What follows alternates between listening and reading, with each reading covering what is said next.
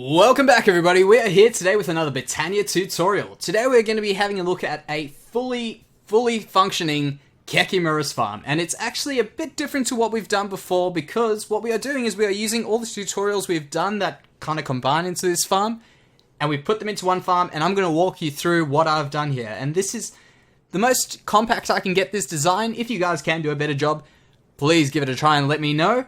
It also produces 2 cakes per minute, so one Kekimurus can only actually eat 2 cakes per minute. So we've kind of made the Kekimurus as efficient as one Kekimurus can be, and that's pretty much it. The only difference here is we are not going to go through a chicken egg production tutorial. The reason for that is we've just placed some chickens and they're going to be laying eggs and dropping feathers, so we're collecting the eggs and the feathers, and that's pretty much as far as that goes.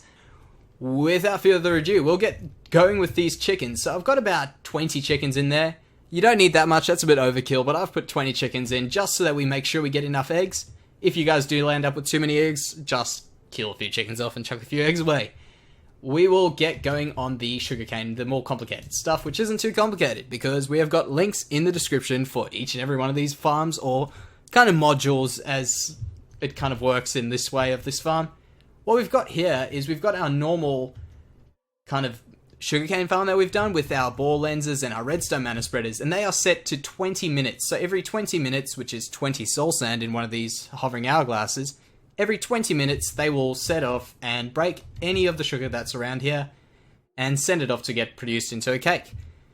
The thing is here, these, diluted mana pools, I've used diluted mana pools so that they don't fill up too much and take too much mana. And they are powered with a dominant spark, so all the mana that's being produced by the cakes over there is coming around to these, and you can send it off any direction, but they coming to power these, and the leftover burst goes into these diluted mana pools from either side, and gets transferred back into the mana system by these recessive sparks around here. And I'm going to pick up a whole bunch of wheat and stuff, which, because I was staying in the way there. But yeah, that's pretty much as simple as it gets. There are 5 of these modules, so every 2 redstone mana spreaders, 5 of them on each side, and that's enough for the cakes. If you are having any issues, that will be where your issues will come, where you can't produce enough sugar.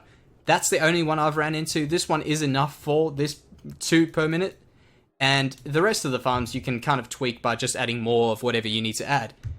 So we'll head up to where the sugar gets going after it's been broken down. We've got around here our hopper, well, I'll go down here, a hopper hock down there, which is collecting both for the sugar cane down there into the hopper over there. We're collecting the seeds with that, and we're also collecting the milk buckets. I'll get out the way here. The milk buckets, well, the buckets for the milk. And they are all in, oh, I've just dropped my, my wand of the forest. But yeah, over there, that's kind of doing 3 functions with one hopper hock. I thought that was pretty cool, and it makes it a little bit more compact. The sugar just goes in there, just like in our tutorial, gets made into sugar, and gets sent around here by this hopper hock right about there to make sugar. And that'll go to our cake. Not to make sugar, sorry. To go make cakes with our sugar.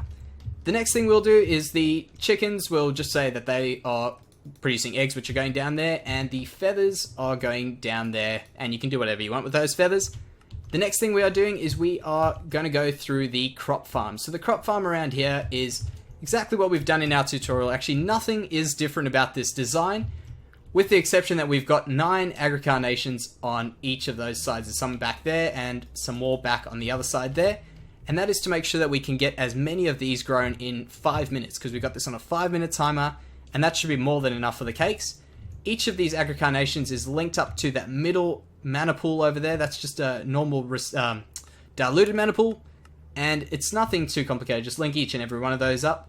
Also, all the hopper hocks around here are connected to that mana pool, or the closest mana pool around it. And the reason for that is because we want them to have the biggest range we can get them. Here is the hovering hourglass that is powering the whole crop system. It's set to 5 minutes. That's 5 soul sand, if you were wondering. And it's powered also by this diluted mana pool in the middle. That is pretty much the most important diluted mana pool that we've got. And it's got a dominant spark in the middle there. I think that's just clogged up with some stuff. If it does get clogged up, just right click it and you can try and figure out what's going on, what's not being produced, or what happened. The next thing we're going to do is have a look at this around here. By the way, that all just gets collected and placed in there by that one right around there. So that hopper hog drops all the wheat that it collects down there, and then that gets picked up again and placed in that one there. So as I said, we'll go down to the cow now. As you can see, that one just created all those buckets of milk there. And that's the exact same design as what we have in the tutorial. Link is down in the description if you want to check it out.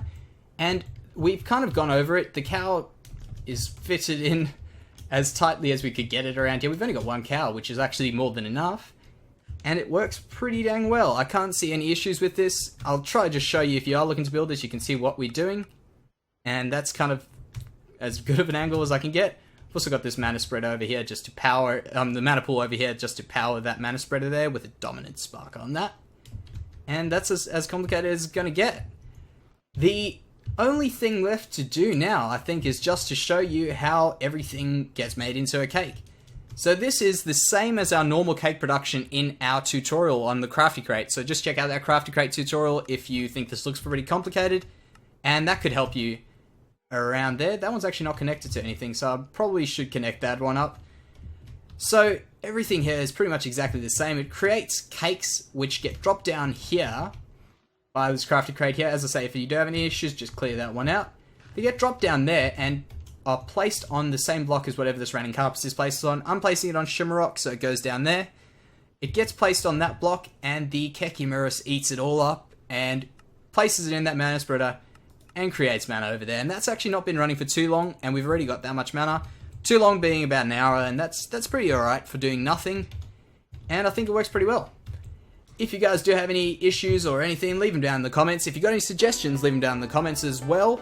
Also, follow me on Twitch. The link is down in the description if you guys are interested to watch any live streaming. Also, follow me on Twitter if you want to keep up to date with stuff that's happening on this channel and everything else about Minecraft and anything else we're doing.